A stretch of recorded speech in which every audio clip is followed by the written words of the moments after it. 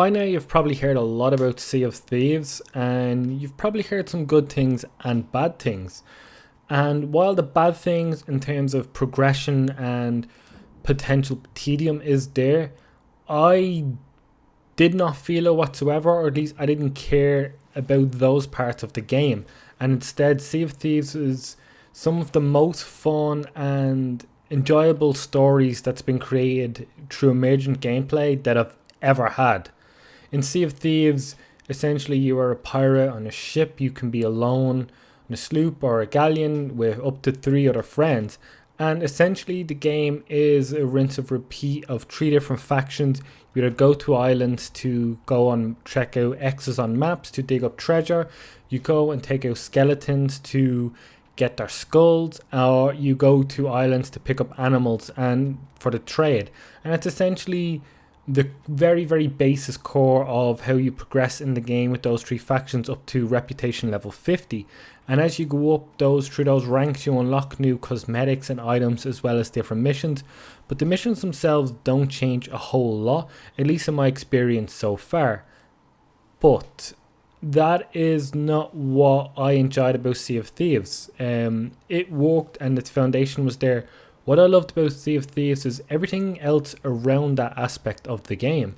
And what I mean by that is literally just going from island to island, or actually being on the ship, or whatever it may be when I get to an island, how the emergent storytelling in my experience occurred.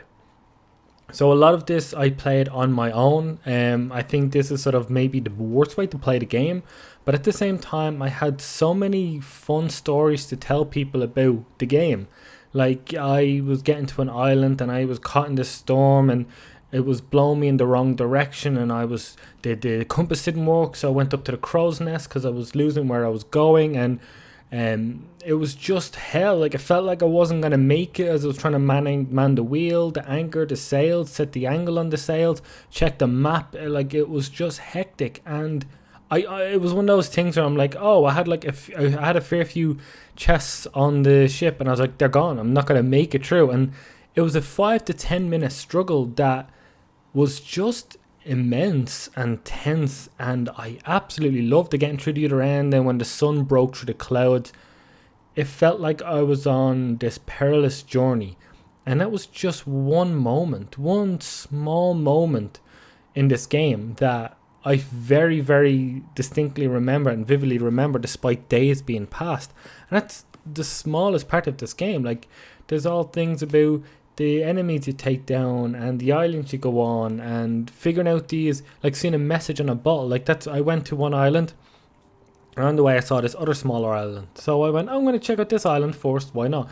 There was a message in the bottle, and in the bottle there was this riddle, and I went and figured out the riddle. And sure, that may rinse and repeat throughout the game, but I didn't mind because it just felt so enjoyable. And I think the core of, if you're there to level up and gain new perks and improve, that's not here. Like, you're not going to get better gear.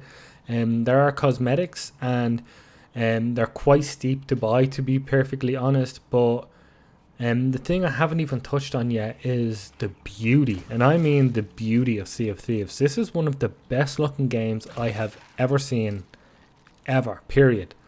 It doesn't go for the realistic style. It goes more like a cartoony. It's a style. It's definitely a very unique and distinct style that when you see this, you know it's Sea of Thieves. But visually, I was mesmerized to the point where I honestly spent about 20 minutes just sailing the seas aimlessly, just looking at the horizons, the way the waves move. When the storm started to kick in, the waves got tougher, and how the sun broke through the clouds, or dawn rose, and the reflection of the sun on the sea itself, or when I got to an island and the god rays breaking through the trees, or whatever else. It's just so beautiful. And I don't think this video does it justice. It's in 1080p.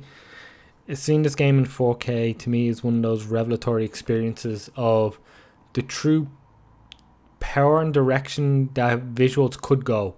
We always go for those realistic looks where sometimes having a unique style that's not realistic is much more captivating. And I think that's a word that I can definitely describe Sea of Thieves to me anyway, is that it's captivating. It's not about me reaching rank 50, and it's not about me grinding stuff out. It's even those moments, like I said, like even beyond the storm, where you have skulls to bring back to, that you have a lot to lose. Like, it is that, in a weird way, and I hate to say this, because every game is a Dark Souls of something, but it's like gathering a bunch of souls, getting through a tough experience, and you are just trying to get back to the outpost or bonfire in the Dark Souls, to cash it all in, to whatever, improve or get more gold in this instance.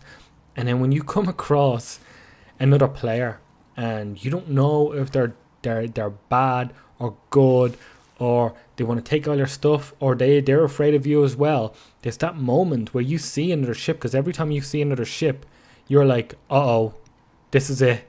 I'm not good enough. I'm on my own, in my case. Or what happens if they try to plunder us or whatever else? And there's this incredible moment when these things happen. But regardless, there's one or two times I saw it, and me and this ship went side by side by each other, and we waved and danced at each other going by, because we were both just on our own adventures that we didn't want to take people down.